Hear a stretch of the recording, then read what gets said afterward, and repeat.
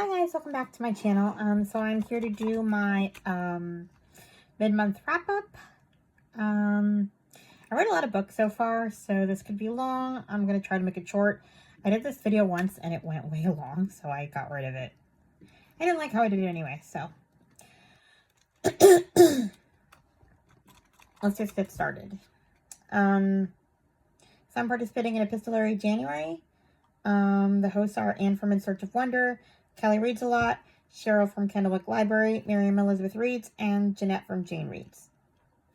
So a lot of my books are going to be epistolary. Not all of them. I'm going to save... Oh, a lot of them kind of fall under the same prompt. But yeah, I'll save the prompts for later. I think. So, yeah. So the first book I read was The Guernsey Literary and Potato Peel Pie Society by Mary Ann Schaefer and Annie Barrows. I gave this 5 stars. This is a reread. I loved this book. And when the recommendations for Epistolary January were going on, I was like, I don't have a ton of epistolaries, so I want to read this again. And I enjoyed every minute of it. So basically this is about... this takes place in 1946, post-World War II. And writer Julia Ashton is looking for her next new project, her next book. She was writing under a different name before, and now she wants to do something in her own name. And she gets a letter from somebody in Guernsey about, I guess he had somehow acquired one of her books. And basically she finds out about their literary society and how it was formed during World War II. And yeah, her and all the literary society people become friends, write letters to each other, and it's a whole thing. There's also a Netflix movie, but I think the book is better. I think they changed too much in the movie. But I love this book, and it is really good on audio, so I recommend listening and re-listening. Then I DNF'd Homefront Girls by Loretta, I'm not going to say this name, Nyhan, and Suzanne Hayes. This is about 2 women who, well, were writing each other during World War II in the home front. And I didn't like either one of them. And once we got to cheating, I was done. And, I mean, I'm not always going to stop reading a book because of cheating, but this one was just like, I didn't hate her husband, and she was just lonely, and it was just like, but I love them both. Go away. So I ditched this one. Then I read The Night Diary by Vera Hiranandani. I hope I pronounced that correctly. I gave it 5 stars. I love this. I first heard about it from Krista from Books and Jams. This takes place in 1947, and India has been separated into 2 countries, Pakistan and India. And it created tension between Hindus and Muslims. And the girl that this diary is written by is Nisha. She's 12 years old, and she's half and half. So she's kind of torn between these 2 parts of her, and they have to leave. I forget which part of India they're actually in.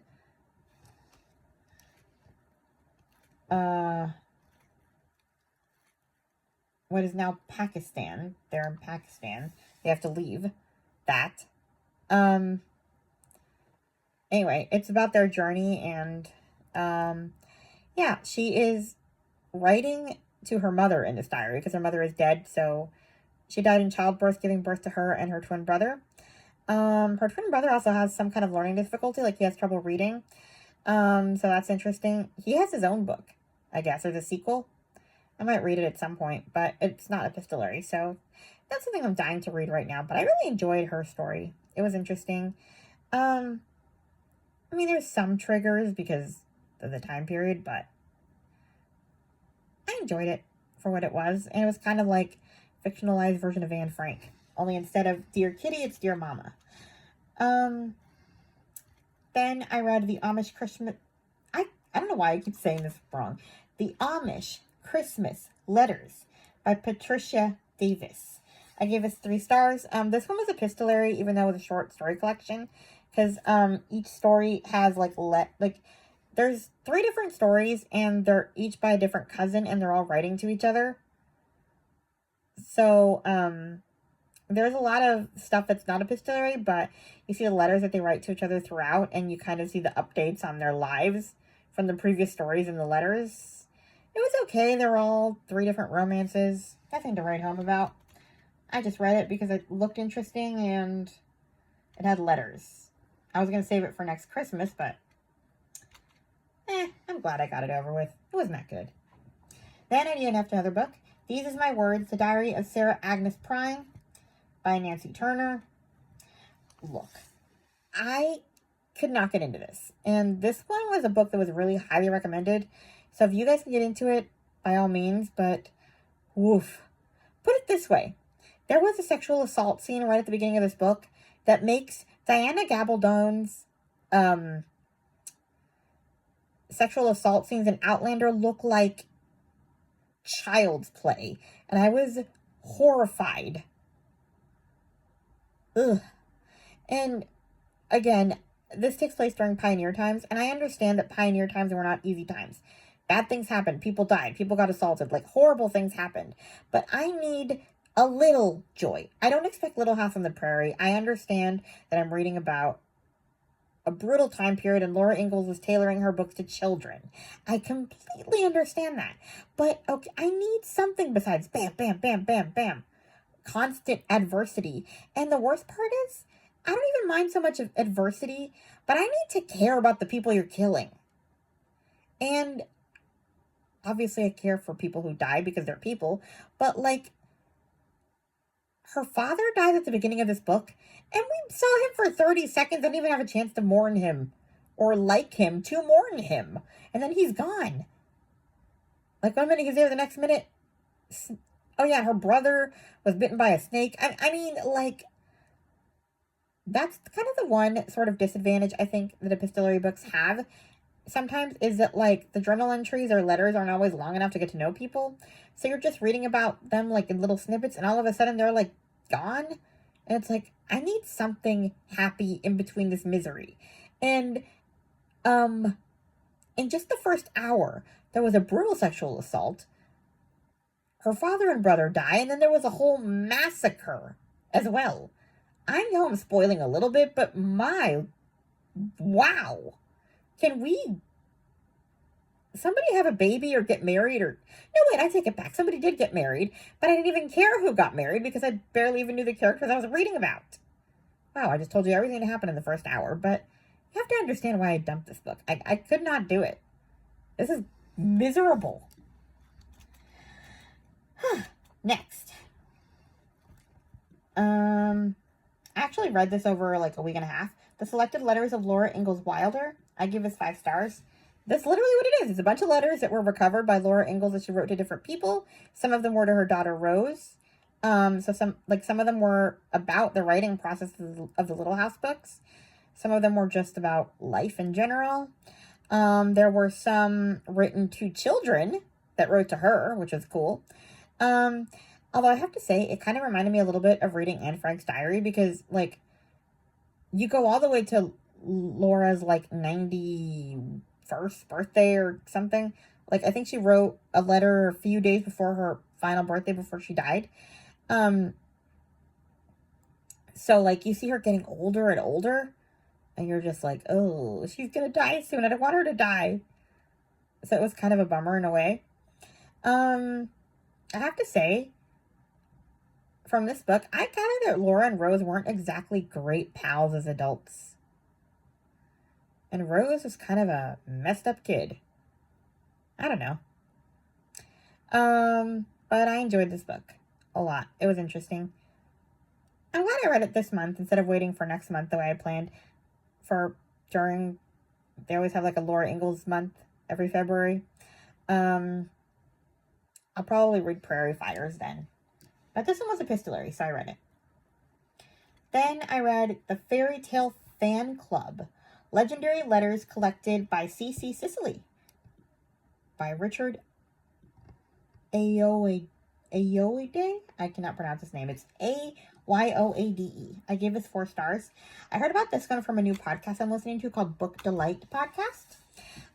It's a podcast for middle graders, but basically, these are fan letters that CC Cicely, like basically the fairy tale world's like secretary, transcribes. He reads children's letters to the fairy tale characters and they dictate their replies, and he pretty much gets them sent to children, I guess. It's just a bunch of letters that kids write to the different fairy tale characters, and it's really funny. I think that like middle graders would get a real kick out of this. It's not a very long book. It's like an hour on audio, but it's fun. So yeah, give it a try. It was a good time. Then I decided to take a break and read some Kate Burkholder books. I'm trying to get through the series, and I made the mistake of borrowing this anthology of short stories from Kate Burkholder. They're like novellas, so basically I had to read all of them or keep having to continue to renew this collection. So I had to read the books that go before the novellas, like the novel-length books. You know, like, for example, this first one is Among the Wicked, Kate Burkholder number 8. And then the anthology had Only the Lucky, Kate Burkholder 8.5. And then 9.5 and 10.5. So I had to read books 9 and 10 as well, the novel length. So I read all of those. So I'm not going to talk about those. But yeah, I had to go on a whole Kate Burkholder thing, which was fun. It was kind of nice to be back in that world. I kind of want to keep going in a way, but I have to read other things, or what am I going to talk about? Anyway, then I read 84 Charing Cross Road by Helene Hanff. This one is about, well, Helene, this author. She's a freelance writer, and she forms a friendship with a used book dealer in London. I forget his name, but it is really funny. Just the way that she, kind of the irreverent way she talks to him. It's funny, and the ending is very sad and abrupt, and it made me sad, but it also made me happy. I consider that nonfiction, right? Because they're real letters, aren't they? Anyway, I enjoyed it a lot. It was funny. Was his name Frank? I think she called him Frankie? I don't know, but it was just really funny because he's so proper. And she's like so irreverent, and it's just really funny. Anyway, I enjoyed it. Then I read Love and Saffron by Kim Fay. This is kind of a similar read to that one. It has a similar sad ending. This is about Joan Bergstrom. She sends a fan letter and a gift of saffron to 59-year-old Imogen Fortier. Joan lives in Los Angeles and is starting out as a writer for the newspaper Food Pages, and Imogen lives on Kamano Island outside Seattle, writing a monthly column for a magazine, and they bond over food, and they become friends, and it's just sweet. It's a bunch of letters. It's nice. So there's a sequel coming out, too, which I'm excited about. So, yeah. Then I read The House of My Mother, A Daughter's Quest for Freedom by Sherry Frankie. I give this 5 stars. I'm going to talk about this in a separate review because that's going to take a long time to explain. And I want to give it its due. So, because it's a really good and heartbreaking book. And it needs its own review. Then I decided to go back to Babysitter's Club because I needed something light. And I read Beware Dawn, Babysitter's Club Mystery number 2. Gave it 3 stars. It was fine. It wasn't what I wanted. I thought it'd be more exciting. Basically, they're getting creepy notes again, the babysitters, and they have to find out who did it. It was boring. Then I read What I Would Tell You by Liz Tolsma. This is the first book in the Echoes, I think it's Echoes of the Past series, but this is only a series because it's called, like, it's about, like, ancestry. So each one is about a different family, so there's no overlap whatsoever. You don't have to read them in order. I just did because this first one has journal entries, so I thought it would count for epistolary. So I want to read book 3 next because it sounded the most interesting. I'll get back to book 2, but I really want to read book 3. That's another reason why I read book 1 first, because I wanted to make sure there's like no overlap, and I don't think there is. There's no. The second one, it looks like it has nothing to do with the first one.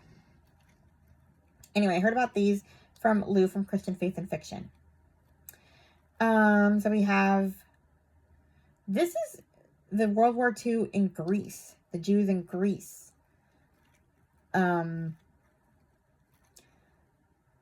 So the one whose journal we see is,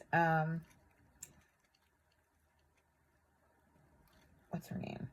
This takes place in Salonika, Greece. And Mathilda Neeson is our protagonist in the 1940s timeline. She is a writer, and she like writes a resistance newspaper. And we also see her journal and her and her husband's lives, and she becomes pregnant and what happens to the baby, essentially. Then we have 2019. College student Tessa Payton and her cousin take a DNA heritage test, only to discover they don't share any common ancestry. And it reveals Tessa is a Greek Sephardic Jew. So we learned a lot about that history and how her and Mathilda are linked. And it was a really good read. I loved this book. It had some faith in it, which was really good. Not a lot. So I think your average reader will enjoy this, whether you believe in it or not, like faith or not. Because it's really just like, am I Jewish? Am I Christian? That kind of thing. Identity. It was a great read. I loved it.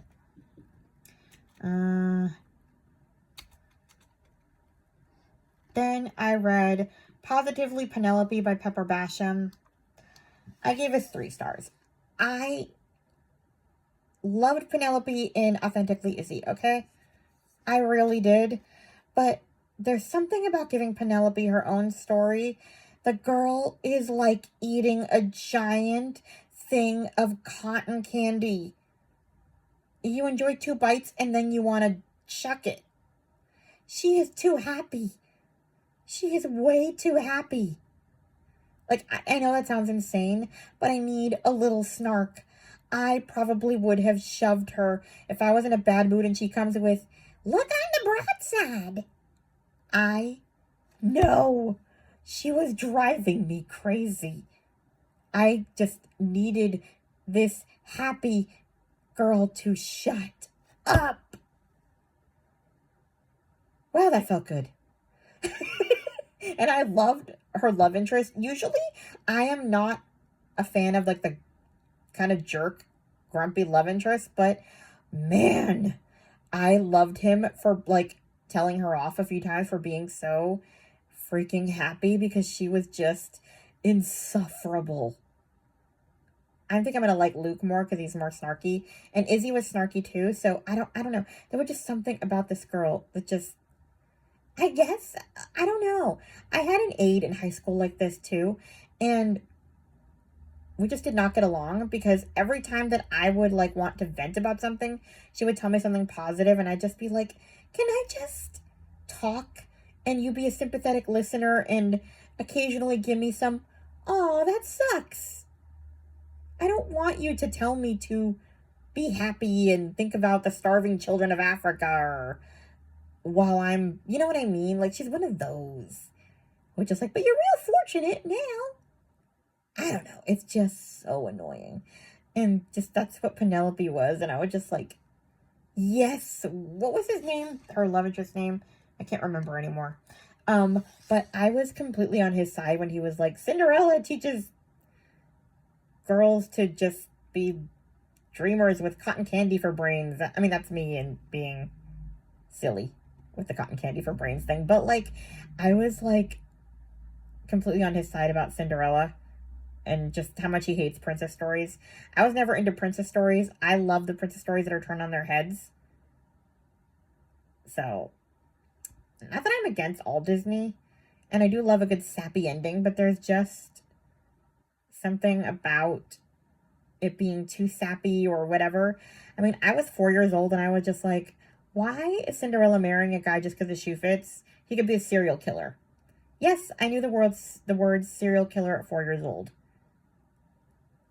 I was around too many adults watching rated R movies. Anyway, yeah, I just know. So, Katie from Paperbacks and Ponytails, Book Lover Amanda, all of you who love this series, please forgive me. Who else read it? Old American Spirit. Yeah, I can't remember who else. I know it was a lot of people, but please don't hate me. Am I the only one who was annoyed by Penelope? Because everybody seems to love Izzy and Luke. Is Penelope just the unpopular one, or am I just not a Pollyanna? Last book. I'm not even going to talk about it because I want to review it as well. It's called The Country of the Blind, a memoir of the end of sight by Andrew Leland. I gave this 5 stars, and this is going to get a review, so we will not be speaking about it. And that is everything I read in the first half of January. I'm already trying to continue the streak in February in the other half, but I kind of slowed down a little. But yeah. Anyway, I'm going to end this here, get off, and start my reviews. So you're going to get a video dump. My Goodreads, what I add to Goodreads is uploading as we speak. So you'll probably get 4 videos. I just have the time, so I'm going to do it. Please like, comment, and subscribe. Don't hate me because I hate Penelope, and I'll talk to you guys in my next video. Bye. Stop recording video.